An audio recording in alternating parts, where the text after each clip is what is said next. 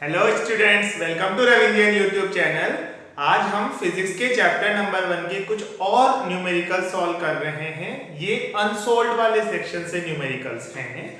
पहला न्यूमेरिकल हमारे पास है कि दो धातु के गोले हैं जिसमें एक पर 10 माइक्रोकूलम का आवेश है और दूसरे पर -20 माइक्रोकूलम का आवेश है। इन पर बल निकाले। पहला। दूसरी स्थिति, अब हमने इन दोनों गोलों को टच किया और दूर ले गए। अब दोबारा बल निकालें और दोनों बलों के अनुपात की गणना करें। तो सबसे पहले मैं इन दोनों पर लगने वाला प्रारंभिक स्थिति वाला बल निकाल लूं तो वो F1 होगा K Q1 Q2 बटे R स्क्वायर। तो K Q1 की वैल्यू होगी 20 इंटू 10 टू पावर -6, Q2 की वैल्यू होगी 10 इंटू 10 टू पावर -6 अपॉन इनके बीच की डिस्टेंस हो गई R। ठीक है, इसकी डिस्टेंस पहले R थी, बाद में भी R ही है, यानी इस फॉर्मूले में ही रखना है अपने को। तो ये फाइनली हो गया 20 इंटू 10 इंटू 10 टू पावर -12 यानी कि 200 into 10 to power -12 K by R square. ये तो हमारा इनिशियल फोर्स हो गया। ठीक है, हमें दोनों का रेशियो निकालना है, एग्जैक्ट फोर्स नहीं निकालना। दूसरा क्या है, अब हमने इन दोनों को टच किया थोड़ी देर तक और उसके बाद सेपरेट कर दिया। तो जब गोलों को टच किया जाता है तो तब तो उनमें आवेश का ट्रांसफर तब तक होता रहता है जब तक दोनों का आवेश इक्वल नहीं हो जाए।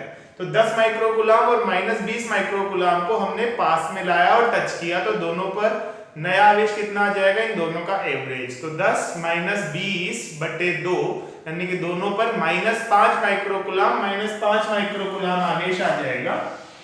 तो टच करके जब हम वापस पुरानी स्थिति में ही इसको ले जाते हैं तो अब इस पर नया फोर्स जो लगेगा F2 वो होगा K Q1 Q2 by R square. यहाँ Q1 5 माइक्रोकूलम वाला हो जाएगा, तो 5 इंटू 5 25 और 10 की घात -12।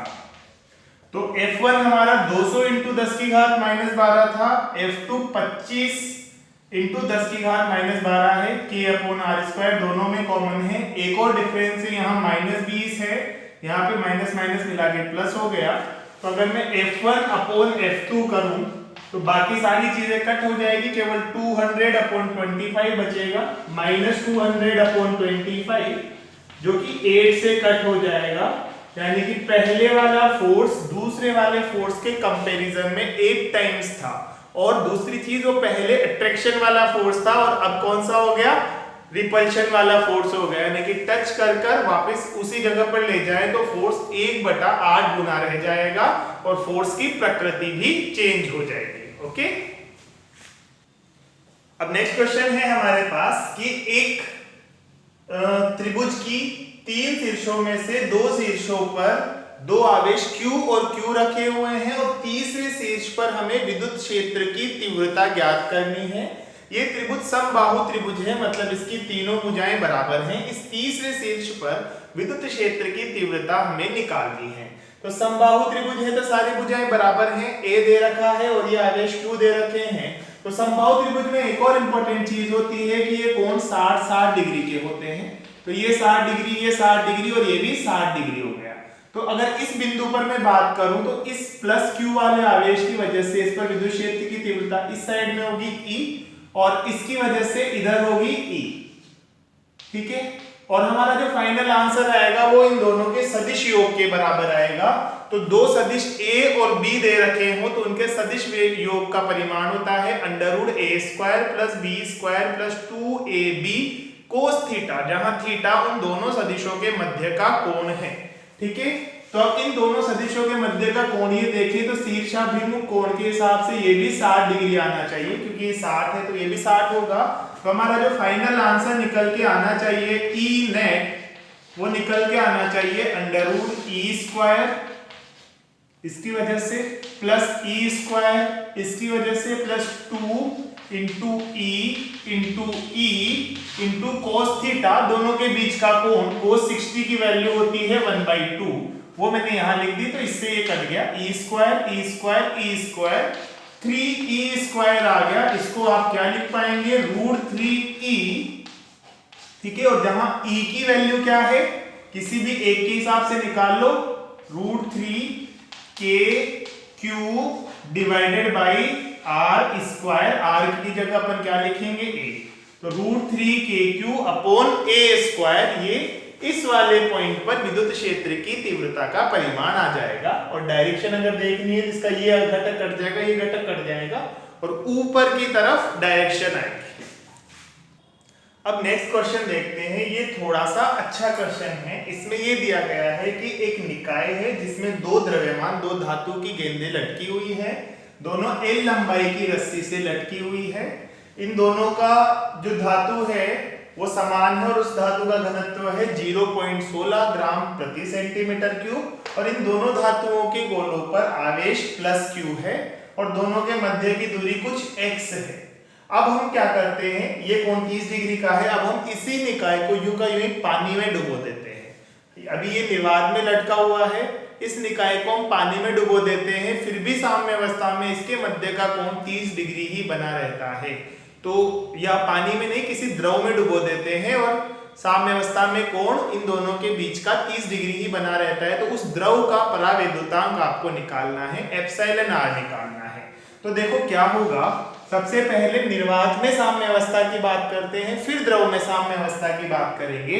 तो किसी एक धातु के गोले पर हम देखें तो इधर तनाव बल लग रहा है, नीचे की तरफ उस पे mg बल लग रहा है। इस तनाव के दो घटक होंगे, एक ऊपर की तरफ t cos 15 और एक साइड में t sin 15। ठीक है, क्योंकि ये कोण 15 डिग्री है तो ऊपर की तरफ t cos थीटा, इधर की तरफ t sin थीटा। फिर एक ये इस पर विद्युत बल लगा रहा होगा Fe। तो ऊर्ध्वाधर दिशाओं में भी बलों का संतुलन होगा और क्षैतिज दिशाओं में भी बलों का संतुलन होगा, तभी जाकर निकाय साम्य अवस्था में रहेगा। तो पहली इक्वेशन तो हमारे पास आ गई, t sin 15 बराबर Fe कितना आएगा, k Q1 Q2 यानी k Q स्क्वायर अपॉन इन दोनों के बीच की दूरी x स्क्वायर। तो ये तो पहली इक्वेशन आ गई हमारी क्षैतिज दिशाओं में बलों के संतुलन से। अब ऊर्ध्वाधर दिशाओं में बलों का संतुलन करेंगे तो क्या बनेगा, t cos 15 डिग्री बराबर m इंटू g। m क्या होता है, द्रव्यमान बराबर आयतन इंटू घनत्व। अब इस गोले का आयतन मैंने v मान लिया और इसका घनत्व दिया हुआ है 0.16। तो ये तो हो गया m और g। तो ये हो गई इक्वेशन नंबर 2। अगर मैं इक्वेशन 1 में इक्वेशन 2 को डिवाइड करता हूं तो tan 15 डिग्री की वैल्यू मेरे पास आएगी k Q square upon v into 0.16 into g। इसको मैं थोड़ी देर के लिए इक्वेशन नंबर 3 कहता हूं। तो ये हमारा पहला केस हो गया जब हमने निर्वात में साम्य अवस्था लगाई। अब इस वाले सिस्टम को उठा के हम पानी के अंदर ले गए, तब क्या होगा, क्वेश्चन में दिया गया है कोण तब भी 30 डिग्री ही है साम्य अवस्था पर। तो देखो क्या होगा उस स्थिति में, जब ये m वाला गोला कहां आ चुका होगा, पानी में, तो इस पर नीचे की तरफ तो अब भी mg लगेगा। ऊपर की तरफ अब एक दूसरा बल लगेगा साथ में, जिसको बोलेंगे हम उत्प्लावन बल। उत्प्लावन बल भी साथ में लगेगा। जो रस्सी का तनाव पहले t था वो बदलकर थोड़ा t डैश हो जाएगा, लेकिन उसके घटक वही रहेंगे, t डैश cos 15 और t डैश sin 15। ठीक है, cos क्योंकि एंगल 15 डिग्री है, आधा पूरा 30 है तो आधा 15 हो गया।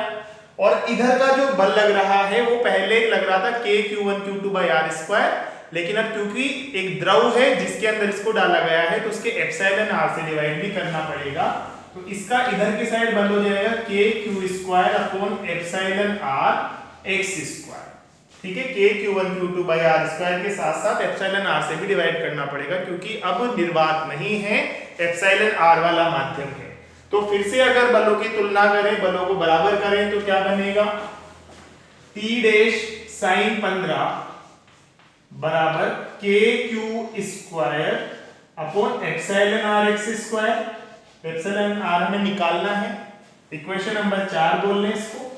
और इधर t डैश cos 15 बराबर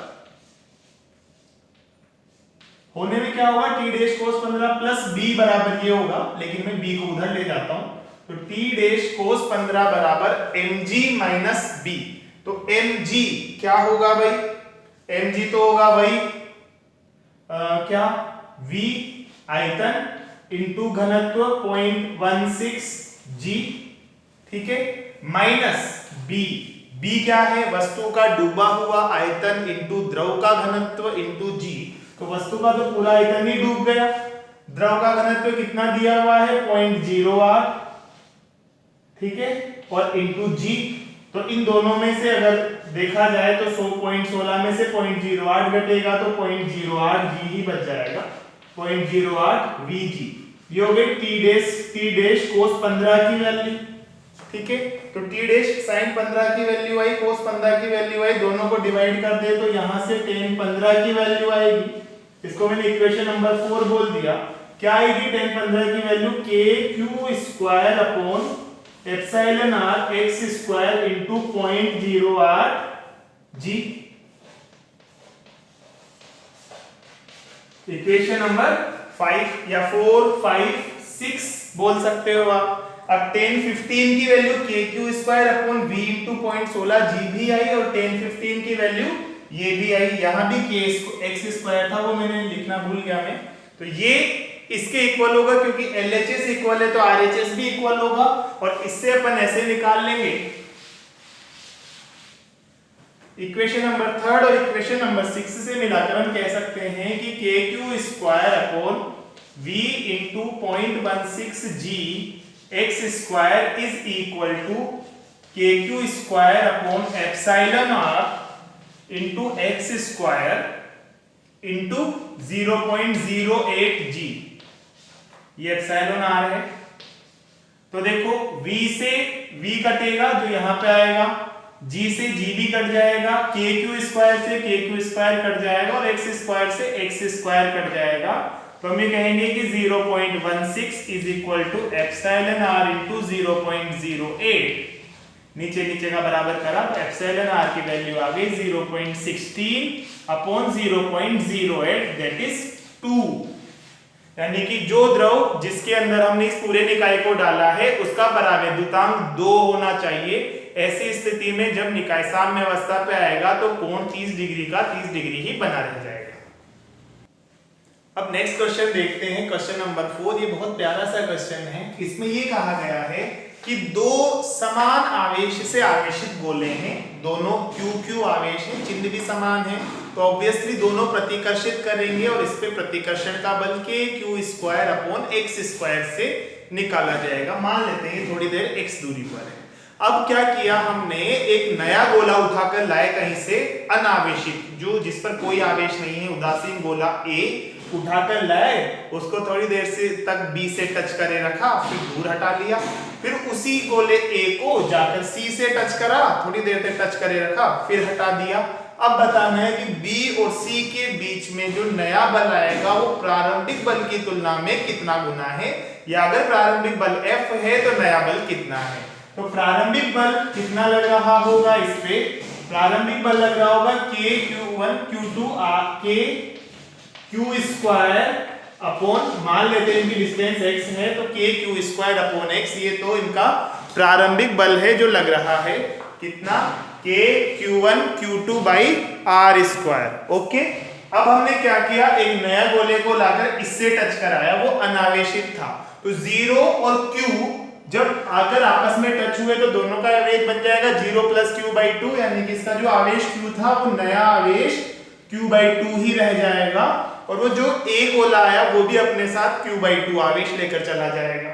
अब उस q/2 आवेश को हमने C से टच कराया, तो नई स्थिति में C पर आवेश कितना हो जाएगा, q/2 वाला गोला q से टच कराया तो दोनों का एवरेज q + q/2 अपॉन 2, यानी कि 3q/2 अपॉन 2, तो 3q/4 हो गया इस पर, ठीक है, और दूरी वही है x, तो इसका नया बल कितना होगा, F' बराबर kq1 q2, तो q की जगह लिखा q/2, q2 की जगह लिखा 3q/4, और नीचे तो x² है ही सही, तो ये 3/8 को अलग लिख दूं मैं, 3/8 को, अंदर बचा kq² अपॉन x², और ध्यान से देखो kq² अपॉन x² तो F है, तो नया बल कितना गुना रह गया, 3/8 गुना रह गया। तो वो जो नया एक उदासीन गोला आकर दोनों से टच होकर गया ना, उसने इनके मध्य लगने वाले बल को केवल पहले से 3/8 गुना ही रहने दिया, 5/8 गुना बल को तो वो खा गया।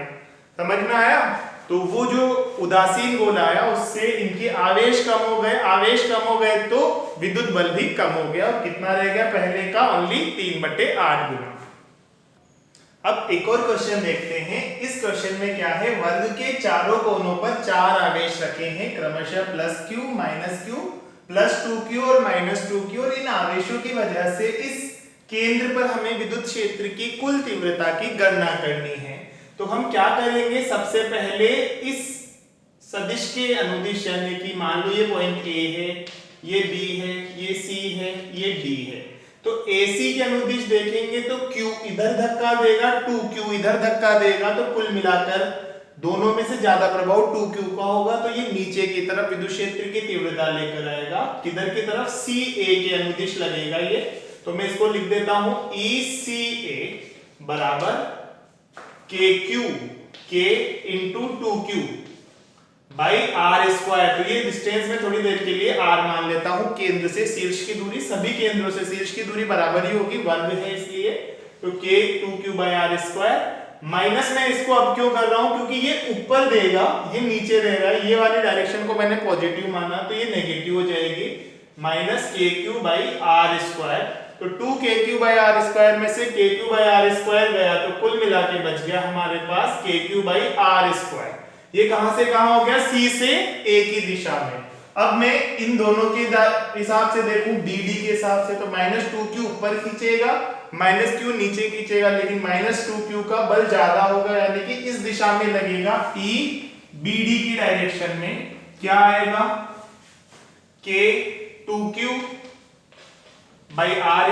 अब हम माइनस को भूल जाते हैं क्योंकि हमने डायरेक्टली देख ही लिया, ऊपर की तरफ, ठीक है, माइनस नीचे की तरफ KQ बाई R², यानी कि ये ओवरऑल हो गया KQ बाई R²। तो कुल मिला के जो हमारे पास विद्युत क्षेत्र हुए वो दो प्रकार के हुए, एक नीचे की तरफ KQ बाई R², उसको मैंने E मान लिया, और इधर KQ बाई R², दोनों तरफ KQ बाई R² ही है, तो मैं दोनों को E बोल देता हूं। और हम जानते हैं कि वर्ग में विकर्णों के मध्य का कोण 90 डिग्री होता है, तो इनका जो E नेट बनेगा वो क्या बनेगा?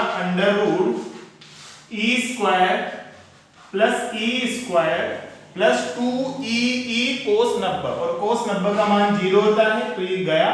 तो फाइनली क्या बचा? E√2। तो इस जगह पर विद्युत क्षेत्र की तीव्रता E√2 आएगी, और E का मान क्या आएगा? KQ by R²। ठीक है, तो KQ, E किसकी वजह से आ रहा है? इसकी वजह से। E यही था बेसिकली, KQ बाई R², और R क्या है? ये वाली दूरी। तो अगर ये दूरी A है, ये A है, तो टोटल दूरी A√2 होती है, तो इसकी आधी A/√2। A/√2 का स्क्वायर क्या हो जाएगा? A²/2। तो मैंने A² नीचे लिखा, 2 ऊपर लिखा, तो ये तो हो गया E 2KQ बाई A², और √2 और एक्स्ट्रा आ जाएगा, तो फाइनल आंसर हमारा हो जाएगा 2√2 KQ by A², 2√2 KQ by A²। Okay, तो ये हमारा फाइनल आंसर आ जाएगा। कैलकुलेशन इसमें थोड़ी सी ट्रिकी है, वो करके देखनी है आपको, अदरवाइज क्वेश्चन कंसेप्ट वाइज बहुत ही इजी है। अब नेक्स्ट क्वेश्चन देखते हैं। इस क्वेश्चन में ये कहा गया है कि एक बड़ा आवेश Q है, उसको दो छोटे Q1 और Q2 आवेशों में विभक्त किया गया है। तो Q1 और Q2 का मान क्या हो कि इन दोनों के मध्य अधिकतम संभव प्रतिकर्षण बल लगे। तो पहली इक्वेशन तो हमारे पास ये आ गई कि Q1 प्लस Q2 का जो मान है वो Q है, मतलब अगर एक आवेश Q1 है तो दूसरा आवेश Q2 हो जाएगा Q माइनस Q1, क्योंकि दोनों का योग मिलाकर तो Q ही होना चाहिए, इसी से विभक्त किया गया है। जैसे 15 कूलाम को दो आवेशों में विभक्त किया जाए, एक 10 कूलाम है तो दूसरा अपने आप 5 कूलाम हो जाएगा। तो एक को Q1 मान लिया तो अपने आप Q माइनस Q1 हो गया। तो इन दोनों के मध्य लगने वाला विद्युत बल जो कि प्रतिकर्षण प्रकृति का है वो कितना होगा? K Q1 Q2 by R², इन दोनों के बीच की दूरी जो भी हो x, ठीक है। तो आप इसको यूं कह सकते हैं K/x² और अंदर Q Q1 minus Q1 square. ठीक है। अब हमें इस बल को अधिकतम करना है, तो इस बल को अधिकतम करने का मतलब है कि F का अवकलन करके उसे 0 करना है। जिस मान पे अवकलन करने पर ये 0 प्राप्त होता है, Q का वही मान हम सही मानेंगे। तो हम क्या करेंगे, इसका Q1 के रेस्पेक्ट में अवकलन कर देंगे, dF divided by dQ1। Q1 के रेस्पेक्ट में इसका अवकलन कर देंगे। हमें ये देखना है कि Q1 के किस मान के लिए प्रतिकर्षण बल अधिकतम आए। तो k/x² तो नियत संख्या है, अवकलन के चिन्ह से बाहर आ जाएगी। Q इंटू Q1 में Q नियत संख्या है, जैसे ये यूं मान लो 3x, तो 3x का अवकलन क्या होगा 3, यानी कि ये Q हो गया। और ये है Q1² जिसके रेस्पेक्ट में अवकलन करें, तो x² का अवकलन क्या आता है 2x, तो Q1² का अवकलन क्या आएगा 2Q1। ठीक है, हमें क्या करना है, इसको 0 के इक्वल करना है अधिकतम प्रतिकर्षण बल करने के लिए, है ना।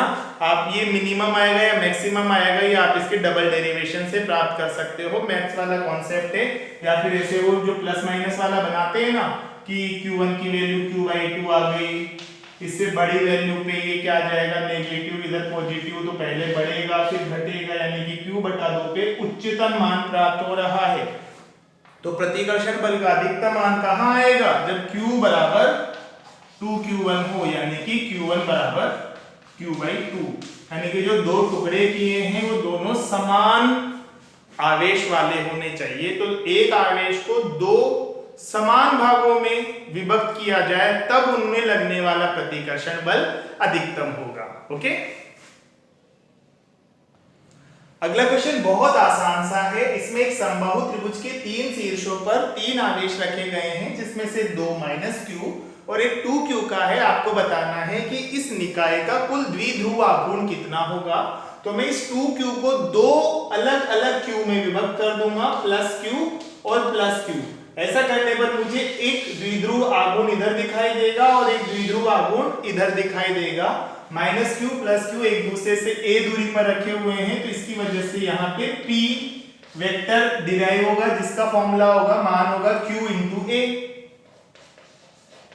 फिर ऐसे ही इस बिंदु की तरफ यूं भी जाएगा एक, उसका भी P आएगा Q इंटू a, और दोनों के बीच का कोण 60 डिग्री होगा, क्योंकि समबाहु त्रिभुज है, सारे कोण 60 डिग्री है, तो शीर्षाभिमुख से ये भी 60 डिग्री आएगा। ठीक है, तो ये दो हैं, एक P वेक्टर, ये भी P वेक्टर, जो एक दूसरे से 60 डिग्री कोण पर है। तो इनका परिणामी क्या बनेगा, P नेट बराबर √P² + P² + 2PP cos theta, cos 60 degree. तो cos 60 डिग्री का मान होता है 1/2, 1/2 से 2 कट जाएगा, P² + P² + P² हो जाएगा 3P², और उसका अंडर हो जाएगा √3P। और P की वैल्यू क्या आएगी, आवेश इंटू उनके मध्य की दूरी। आवेश है Q और उनके मध्य की दूरी है a, तो इस पूरे निकाय का कुल द्विध्रुव आघूर्ण आ जाएगा √3QA।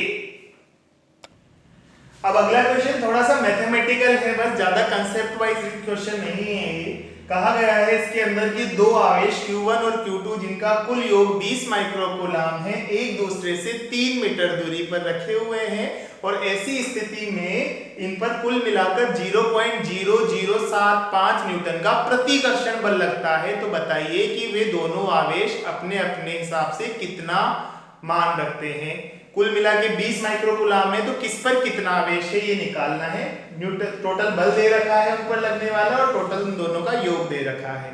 तो अगर ये 3 मीटर दूरी पर रखे हुए हैं, तो फॉर्मूला के हिसाब से फोर्स बराबर क्या होगा, K Q1 Q2 r²। K हो गया 9 × 10⁹ Q1 Q2 तो हमें निकालना है, और r², 3 का स्क्वायर 9 हो गया, तो 9 से 9 कट गया। तो Q1 × Q2 की वैल्यू देखो क्या आ गई, 0.0075 × 10⁻⁻⁹ यही आई, क्या आई वैल्यू 10⁻⁹। इसमें से 3 हमने क्या करे, इधर उधार ले लिए, 3 उधार ले लिए, तो ये क्या बन जाएगा, तो ये बन जाएगा 7.5 × 10⁻⁻12। 7.5 × 10⁻⁻12 आ गया ये। अब देखो Q1 Q2 का मान आया 7.5 into 10 to power -12 और Q1 plus Q2 की वैल्यू है 20 माइक्रोकूलम। तो एक फॉर्मूला होता है हमारे पास Q1 minus Q2 का whole square is equal to Q1 plus Q2 का whole square minus 4Q1 Q2। ये फॉर्मूला हमने पढ़ा है। अगर Q1 plus Q2 और Q1 Q2 दे रखा हो तो इस फॉर्मूले की हेल्प से हम Q1 minus Q2 निकाल सकते हैं। तो Q1 plus Q2 20 माइक्रोकूलम था, उसका स्क्वायर करेंगे तो 400 इंटू 10 की घात -12 आएगा। और 4Q1 Q2 मतलब इसका 4 गुना करेंगे तो 7.5 का 4 गुना होता है 30, तो 30 इंटू 10 की घात -12 आएगा। तो 400 में से 30 जाएगा तो कितना बचेगा? 370 इंटू 10 की घात -12। यहां पर थोड़ी मिस्टेक कर दी मैंने क्वेश्चन में, यहां पर एक जीरो कम है, एक जीरो कम है तो यहाँ पे 75 बनेगा और 75 से यहाँ पे 300 बनेगा। तो 400 में से 300 जाएगा तो फाइनल बचेगा 100 इंटू 10 की घात -12। ठीक है, तो Q1 माइनस Q2 का होल स्क्वायर आया 10 की घात -10, या आप यूं कह दो 100 इंटू 10 की घात -12 ही है, दोनों तरफ अंडर रूट कर देंगे तो Q1 माइनस Q2 की वैल्यू कितनी आएगी? 10 माइक्रोकूलम, क्योंकि 100 का अंडर रूट 10 और 10 की घात माइनस का अंडर रूट 10 की घात -6। तो Q1 प्लस Q2 आया 20 माइक्रोकूलम। तो माइक्रोकूलम को थोड़ी देर के लिए मैं इग्नोर कर देता हूं और Q1 माइनस Q2 आया 10 माइक्रोकूलम। दोनों को अगर ऐड कर दिया जाए तो 2Q1 की वैल्यू आ जाएगी 30 माइक्रोकूलम। तो Q1 की वैल्यू क्या आ गई यहां से? 15 माइक्रोकूलम। और अगर Q1 15 माइक्रोकूलम है और दोनों का एडिशन 20 माइक्रोकूलम है तो बचा हुआ Q2 कितना हो गया? 5 माइक्रोकूलम। तो एक बार फिर से आप समझ लीजिए, दो आवेश थे Q1 और Q2 जो एक दूसरे से 3 मीटर दूरी पर रखे थे और उन पर बल 0.075 था। पहले मैंने 0075 लिख दिया इसलिए थोड़ी प्रॉब्लम आ गई। दोनों पर आवेशों का योग 20 माइक्रोकूलम है तो जो फोर्स लगेगा 0.075 होगा K Q1 Q2 by R square. इसको सॉल्व करने पर Q1 Q2 का मान कितना आ गया? 75 इंटू 10 टू पावर -12, क्योंकि जब 3 उधार लेंगे ना तो 3 डॉट आगे किसकेगा? 75 इंटू 10 टू पावर -12।